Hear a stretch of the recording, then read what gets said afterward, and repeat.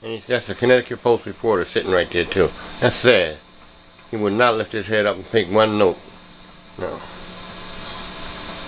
And he's so busy reading that paper. Connecticut Post reporter, right there, sitting there. You put it on? Yeah, I got it on.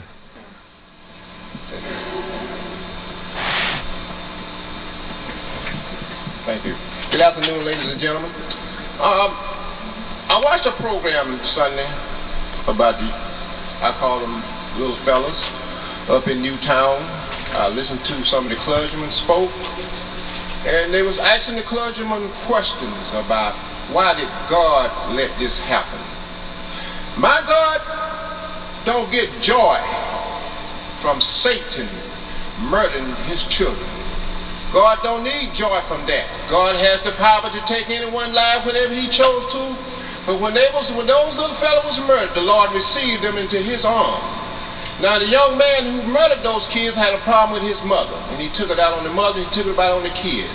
And that's wrong, no doubt about it. But God said, regardless if you do take your life, he said, no murder shall go unpunished. We have a lot of murders in the United States that has murdered a lot of our children. And they are still walking the streets, and we have failed to bring them to justice. I am determined to bring one group to justice, and I have wrote a letter to the President of the United States, to the Justice Department, to whoever else it may concern. But I thank God for Obama. He did respond. We do have action that have taken place in Norwalk concerning guns and murderers. Because this young man, he took his life. So now we're trying to figure out, why did he do that? Why did he kill his mother? Those guns was registered. What about the 350 guns that was taken off a truck here in Bridgeport in the state of Connecticut, and they only got 25 of them back? Where's those 300 guns are at today? Now you speak about the 350 plus murders, plus unsolved murders in Bridgeport. Where are those guns? Those murders are still on the streets. We need to put money up. During this, there's a time where we would put up a reward for a murder. Someone murdered someone, you put up a reward. The United States spend millions of dollars in the state of Connecticut to curb gang violence also. But that money do not get to the urban community. And I'm still trying to find out where's the money going. So when I asked the last time, damn, a lawyer must be finding out about it, that I want to know where's that government money at. I'm a taxpayer. I am a citizen. I want to know where's the money at. Why was the money used for what it was sent for? And why is it that these groups that's doing the murder is still on the street? These same groups that's murdering our children on the street can do the same thing that Jitterbug did up in Newtown. He could go into any school. He could walk into this building here, because anybody could be shot. 1 minute, Mr. Brown. Repeat. 1 more minute. Yes, sir. He can walk into this building here. Anyone with a AK-47. Here's a gun carrying 30 bullets, 30 rounds. He could drop them. And we sit back and we say, well, who can we blame? The politicians. We can't blame the Lord. The Lord don't make guns. The Lord don't manufacture guns. The Lord don't sell guns. The Lord do not put cripples. Next speaker, John Marshall Lee. Good evening, members of the council. I, like other speakers here tonight, am disturbed, and I'm sure you have, by the events of last Friday, but I'm not going to talk about that tonight. But to say that the public safety concerns for the young people in town, there's a lot of detail. There are 35 doors at Central High School. Many of them are still open. I know the Board of Ed is studying that. Police are studying it, but we are vulnerable. My subject tonight, as it has often been, is about money. Money here in the city. Dear elected members of the Bridgeport City Council, I have sent you emails during the past year regarding one simple question: how we have approximately 800 more active employees of the city in our health care plan that are listed in the city budget documents when the budget comes out each spring. Of course, the info I asked about, that could be an error, or it may be because of grants personnel. There may be another simple answer. some other explanation, but I couldn't possibly know because I've never received a response from any of you on the matter, though I requested it 3 months running by email. I've spoken before you at City Council meetings. I've asked multiple questions. With several exceptions, you do not seem to think my questions are worth your time in answering.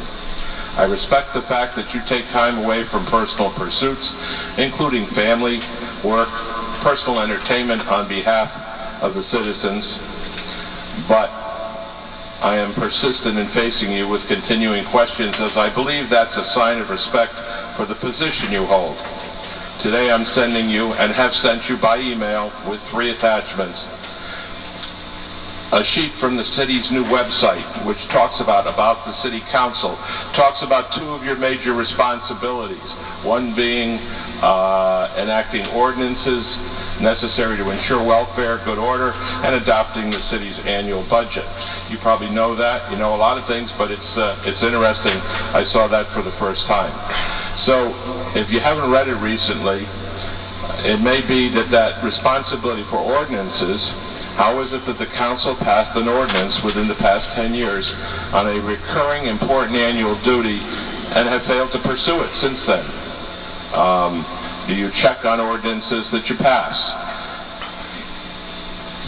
And when you pass budgets as a group, why does your special committee ignore any real fiscal analysis month after month after month? Why is it that financial exhibits that become part of the record, but like the monthly reports themselves, they're not available to the public electronically? I'm also sending an essay I wrote 10 days ago and that the Connecticut Post carried last Friday, just in case you may not have read it or care about it. One subject I talk about are your stipends. You are not public about this subject, and that ignored ordinance responsibility provides information that is in significant factual conflict with what is provided by the city in the spring about the use of stipends. It looks like OPM is saying that you're receiving as a group twice as much as gets reported in purchasing. Why is this a hidden subject? Finally, I provide you with yet another essay prepared by Andy Fardy and me, the 2 guys known as Bob, Budget Oversight Bridgeport. It deals with the September 2012 monthly financial report. You all should have it by now. Have you read it? Does it make sense to you? Is there any confusion? $4 million of full-time earned paid, Code 51,000, was cut in September. Who lost the job? What departments were affected? Were these the ghost positions we have questioned for 2 years? Or were these only vacant positions or partial positions when pay was raised and compensation was left over, but the money was needed elsewhere? What rules do you have regarding transfers? When did the rules change? What do they say today? Do any of you see yourself as public financial watchdogs any longer?